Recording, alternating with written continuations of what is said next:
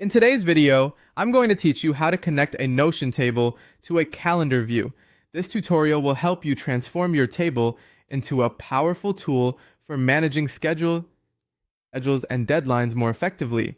Let's get started. First things first, you need to ensure your Notion table has a date property. Start by opening your existing Notion database, commonly referred to as a table. This is our foundation for setting up a calendar view. If you haven't already added a date property, now is the time to do so.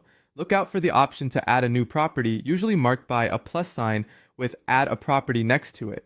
Click on it, choose date from the list, and assign a name that resonates with its purpose, such as due date or event date. Now that you have your date property set up, it's crucial to populate each row in your table with a date. This step ensures that every entry is accounted for in your calendar view. If any entries lack a date, they'll be missing from your calendar, which can disrupt your planning. So double check to make sure each row has an assigned date. With your table prepped and ready, it's time to create the actual calendar view. Navigate to the top left section of your Notion table, where you'll find the Add a View button. Click it and select Calendar from the list of view types. This step converts your linear table data into a more visual calendar format, offering a bird's eye view of your schedule.